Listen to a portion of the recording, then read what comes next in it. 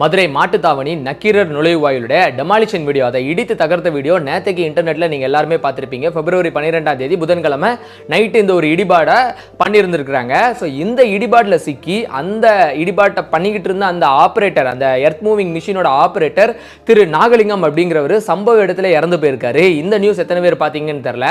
So எல்லாருமே அந்த arch இடிஞ்சிருச்சு, தொன்மையான ஆர்ச் போயிருச்சு அப்படின்ற மாதிரி தான் போட்டிருந்தாங்க. ஸோ இதை பற்றின நம்மளோட கருத்து தான் இந்த வீடியோ.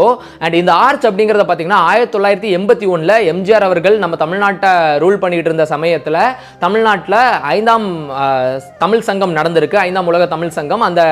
அந்த கான்ஃபரன்ஸோட நினைவாக தான் 1981 இந்த ஒரு ஆர்ச்சும் சரி, கேக்க நகரில் இருக்கக்கூடிய பெரியார் நூற்றாண்டு நினைவு நுழைவாயில் இருக்கு இல்லையா, தோரண வாயில். ஸோ அந்த தோரண வாயிலுமே நிறுவி இருக்கிறாங்க 1981. அண்ட் இப்போ வரைக்குமே மதுரைக்கு ஒரு அடையாள சின்னமா அது இருந்துகிட்டு இருந்திருக்கு. பட் போன வருஷம் 2024 செப்டம்பர்ல ஒரு பொதுநல வழக்கு இந்த ரெண்டு ஆர்ச் மேலேயுமே தொடரப்படுது. என்ன அப்படின்னா, இந்த ரெண்டு ஆர்ச்சுமே இப்ப இருக்கிற டிராபிக்கு, இப்ப இருக்கிற பாப்புலேஷனுக்கு இடைஞ்சலா இருக்கு. ரெண்டு ஆர்ச்சுமே சிறுசா இருக்கு. அந்த காலத்தை கம்பேர் பண்ணும்போது இப்ப டிராபிக் அதிகமா இருக்கிறனால இது ரெண்டையுமே நீக்கணும் அப்படின்னு சொல்லி ஒரு வழக்கு போடப்படுது. அதை விசாரிச்ச சென்னை உயர்நீதிமன்ற மதுரை கிளை என்ன உத்தரவிட்டிருக்காங்கன்னா, இந்த ரெண்டு ஆர்ச்சை இடிச்சிருங்க அப்படின்னு சொல்லி ஸ்டேட் கவர்மெண்ட்டுக்கு உத்தரவிட்டிருக்காங்க. அதை இடிச்சிருங்க, நீங்க இடிச்சிட்டு இதோட பெரிய ஆர்ச் அந்த இடத்துல கன்ஸ்ட்ரக்ட் பண்றது உங்க விருப்பம், நீங்க ஆனா இடிச்சிருங்க, டெமாலிஷ் பண்ணிருங்க, அது ரொம்ப குட்டியா இருக்குன்னு சொல்லியிருக்காங்க.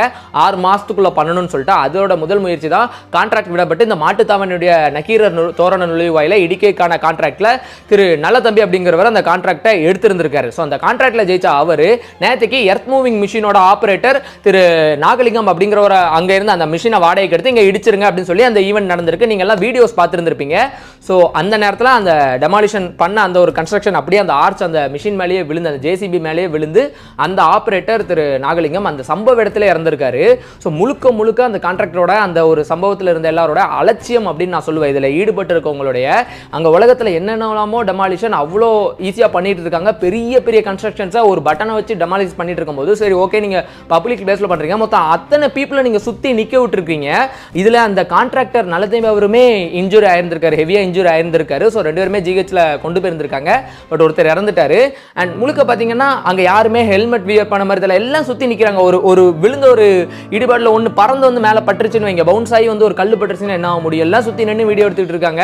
இடிச்ச பிறகு இப்படி ஒருத்தர் இறந்த பிறகு டகடகன்னு வந்து கிரெயின்லாம் வச்சு ஸோ எல்லாரையும் எடுத்து ரிமூவ் பண்ணி அந்த டிபிரிஸ்லாம் எடுத்துட்டு போயிருந்திருக்காங்க. நீங்க என்ன நினைக்கிறீங்க? இனிமேலாவது இந்த மாதிரி அலட்சிய போக்கோட அது மாவட்ட நிர்வாகமும் சரி, யாரா இருந்தாலும் சரி, கான்ட்ராக்ட் எடுத்தவங்களும் சரி இருக்கக்கூடாது அப்படிங்கிறத கிளியரா நம்ம எல்லாருமே வலியுறுத்தணும். அந்த மாதிரி இடிபாடுகள் இருக்கும்போது சுத்தி போய் நிக்காதீங்க, உங்களுக்கும் டேஞ்சர். தள்ளியே நின்று வேடிக்கை பார்க்கணும். இந்த இடத்துல கண்டிப்பா ஒரே நாள் இடிக்கணும்னு அவசியமா மேல இருந்து கொஞ்சமா இடிச்சிருந்திருக்கலாம். இந்த நேரத்தில் இறந்த நாகலிங்கம் அவர்களுடைய ஆத்மா சாந்தி அடைய நம்ம எல்லாரும் ப்ரே பண்ணிப்போம். ஸோ வேற ஒரு வீடியோவில் சந்திப்போம்.